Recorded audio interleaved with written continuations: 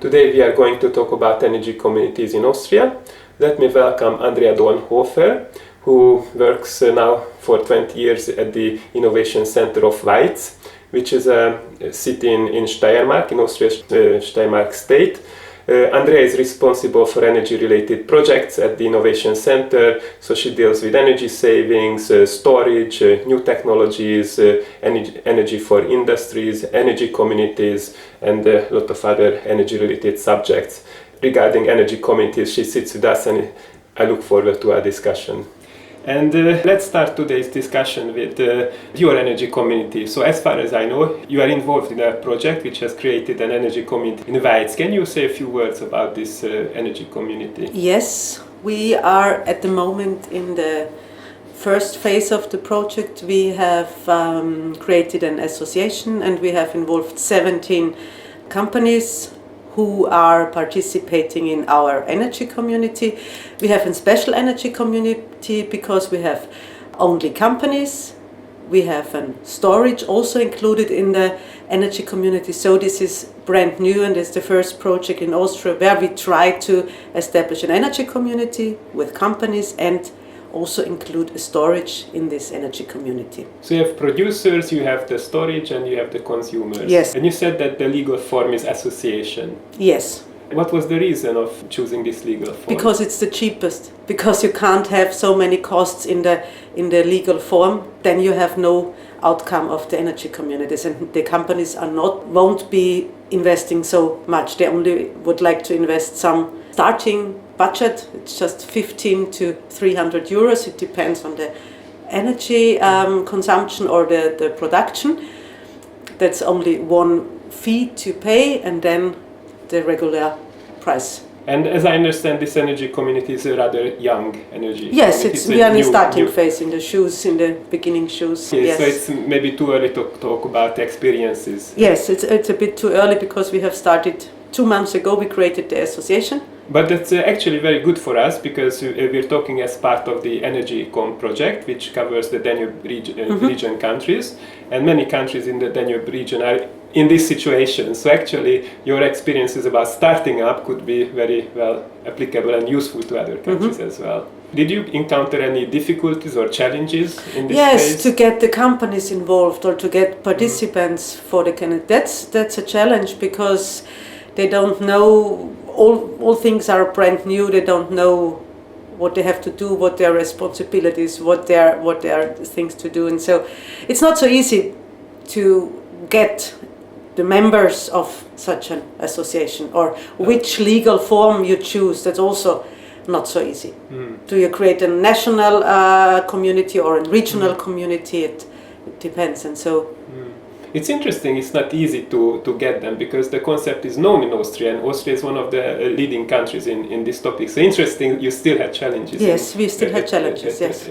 Because in this size, because most of the energy communities are quite smaller, we are really big with 17 members. It's quite a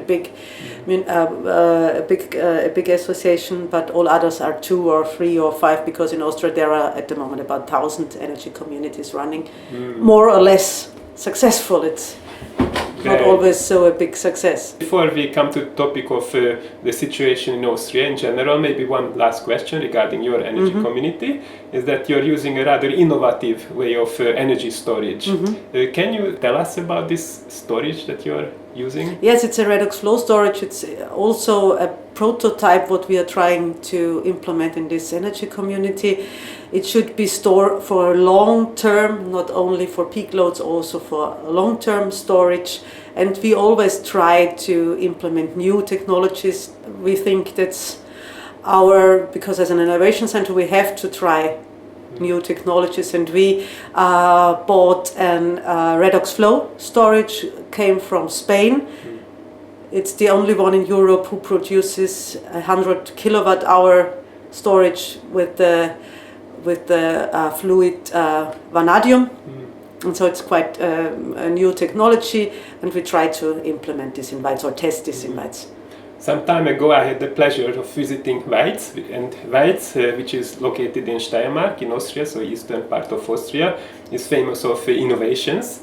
And I had the pleasure to look at one such vanadium redox battery, which I can recommend to our listeners as well to look into this option, because it's a very viable alternative to lithium batteries. The advantage of such redox flow batteries is that it can have a very high storage capacity. It can have many 10,000s of cycles of charging and discharging.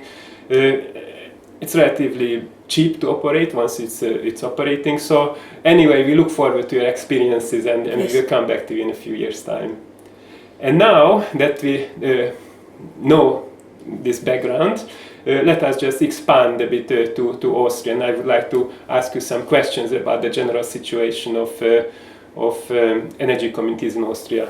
Can you tell us roughly what is the number of energy communities about in your 1,000 country? at the moment in Austria. 1,000 is very nice, because if you compare this with the much larger Germany also has just above 1,000 energy communities. So it looks like Austria is really leading in this field. And what is the trend regarding this number? Yeah, it depends on the prices of electricity. It's up and down, but at the moment the trend is to go to an energy community, to be part or to be member, and yes, and also it's the trend is to go to a larger energy community, not only to a smaller one with 2 or 3 households, also going to or the bigger ones are really coming also in our region. We are now, a lot of energy communities are in the starting phase.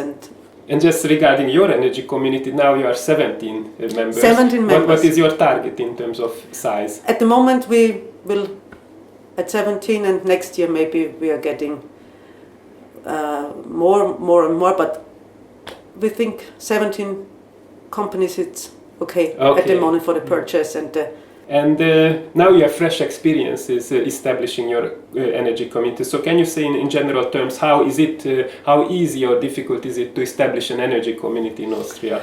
It depends. It depends on the actors, it depends on the members, it depends on the person who is leading this or who is pushing this.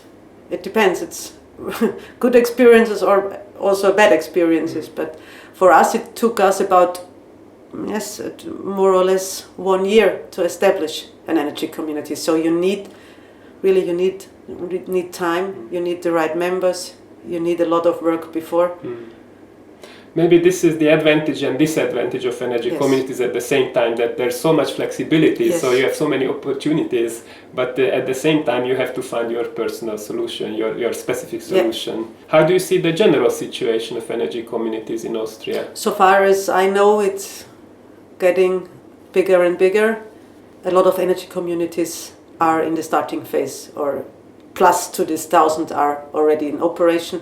It's getting more and more. Okay, probably it would be nice to visualize a graph which goes nicely up. Also communities itself started to create an energy community. Maybe once an energy community is established, it's an inspiration for people around. For successful energy communities. Then they are going further and further, and also the municipalities itself are going to implement energy communities. In your experience, who is the leading kind of stakeholder behind energy communities, like private individuals or municipalities or first of all, there are private associations or private persons who are started with this idea. Then companies started, or like institutions like us with projects, create then energy communities, and now also the municipalities itself. So there is a good diversity. Yes. What do you think is the typical way? The typical way is one person who wants to do this, and he started and tried to get members and ask his neighbors, and so it's the most of the energy community started so in this way. That's very interesting to hear, and actually in our next podcast we will also hear about one such energy community in Germany, where our speaker has actually established 2 energy communities. So we will also look at that one, which is... There are so many private starters or private institutions or private person who started these initiatives. And what do you think, what factors would help increasing the spread of energy communities? The price of the electricity or the price of the grids and how the grid operator is doing in Austria. And so I think this is so influence the energy community. If the energy price is low, then no one is willing to participate in an energy community. And if the price is getting higher and what you get from the grid is lower, then the energy communities are booming. It always depends on the prices of the market. And I understand. Yeah. And actually, this was one of your main considerations in the startup phase of your energy community. So can you tell us what is the market rate of energy, current market rate of electricity, and what price you chose for? We chose because we have to also include the storage, so our price is a bit higher for gaining electricity or gaining from the grid. We have about 7.5 cents per kilowatt hours, and for feeding in we have 7.5 cent per kilowatt hour, and for gaining the electricity we have 14 cent per kilowatt hour. So it's a bit higher than most of the other energy communities because we have a prototype, the storage, and we have a new energy community to realize. So we have a best practice demo project, and so our price is a bit higher, but it's about for the households or for the companies who are members, it's savings about, I don't know, between 50 and 350 or 500 euros. It depends on the actual price of the electricity. And at the current price level, what is your estimation for return? From each company to the others, it's high spread. They have individual prices. If you are a company, you have a lot of energy needs or energy demand, you have an own price. So that's not a special different prices. But for the households, it's about, I think at the moment with all taxes, about 20 cents per kilowatt hour. And do you have any estimation about the return of investment? For our energy community, yes, because we have the storage, and so we have about 17 years at the moment with this prices. So anyway, it's more about innovation and it's innovation, yes. And I'd like to ask some questions regarding the community, because the energy communities, the word communities is very important. So this is, I think, one very important component in this concept. In your opinion, which communities, I would say stakeholders, could be best involved in an energy community? Yeah, first of all, the policymakers of a region or of a municipality. Then private actors who are really ambitious. They are really important for functional energy communities, and also technical experts for the implementation and for the operation of this community. So can we say that if there's a successful energy community, then all these stakeholders are involved? Yes.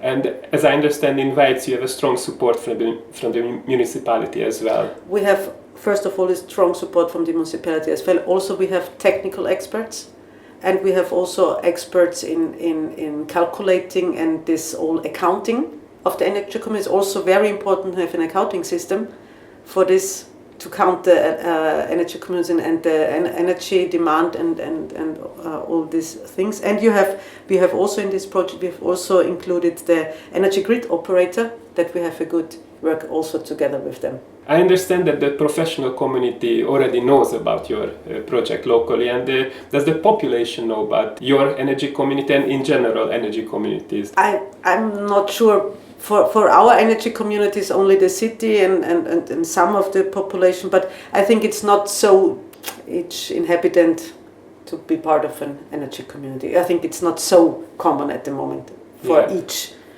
or bigger initiatives who are involved, but not each household. That's also my feeling, that there is still some room for communicating this concept.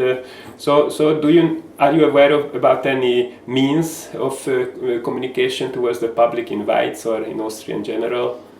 The municipality itself also knows so much about energy communities. You need experts who are explaining this to the population. Last week we had an event with an expert explain energy communities, or especially one energy communities where normal households can be part of this. And there were so many questions at this workshop, so many things what's not so understandable for a household in this moment. You need to learn and you need to hear a lot of. It's not so easy for each household to check this at once. And regarding technicalities, what types of renewable energy sources are used in your country, or in your case you mentioned? Or in W.E.I.Z, I can say it mainly for W.E.I.Z or for our region, in the energy region here. We have a lot of biomass. That's really the biggest one, or especially W.E.I.Z is about 80% of the households are heating with biomass. Also PV systems are really in common, or really a lot. Additional, the heat pumps for households, for private households, are really a lot. But I think most of them is biomass. Our region, because of a lot of farmers and wood producers, so biomass is one of the biggest. This is very interesting. And actually, are you aware of any energy communities which distribute heat in W.E.I.Z or in Austria? No, we don't have a heat community. No, we have biomass like associations with farmers. They're providing with biomass district heating system, but there are no energy community powered by heat at the moment. Maybe that's the future. Think also for cold for the district, also not only provide heat, also cooling for the district heating system. We are thinking about more things at the moment, and also for heat but at the moment it's not in use. And I think that's a very interesting direction with a lot of potential for the future. Yes. But currently we have to understand the concept. People have to understand how energy communities work. Yeah. Electricity and photovoltaics is maybe the easiest way, and once we know the concept we can extend to other forms. Yeah. And just as a side remark, I'm also aware that W.E.I.Z has an exemplary district heating network, yes. which is 100% fired by renewable biomass, energies, yes. by biomass. And as far as I know, you have the aim to expand to 100% yes. renewable energy. We're also thinking about additional renewable energy systems for this district heating systems, also feed in solar, thermal, into the district heating system, because only biomass, I think, for the future it will be too less. So we are thinking about additional sources feeding district heating. And I think this is a very interesting topic, and it could be a content for a separate podcast. So for the time being, I'd just like to ask you if you are aware of energy storage solutions in other energy communities. How frequent is it? No, it's not frequent. We have the prototype in Austria. We are the first energy community with implementing or including storage. We are the first.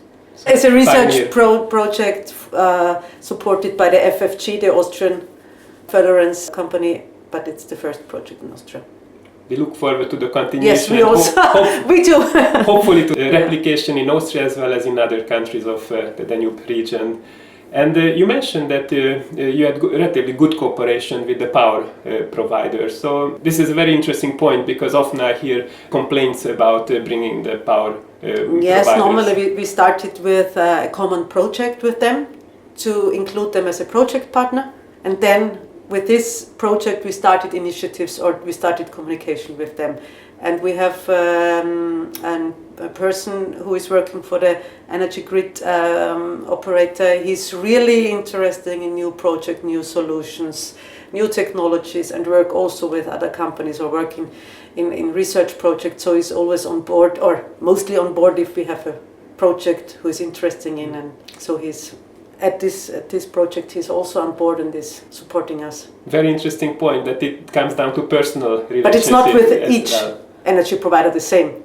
Our time is slowly coming to an end, and it was a really enjoyable discussion with you. I'm sure our listeners would have many questions, but I hope they also receive some inspiration from you.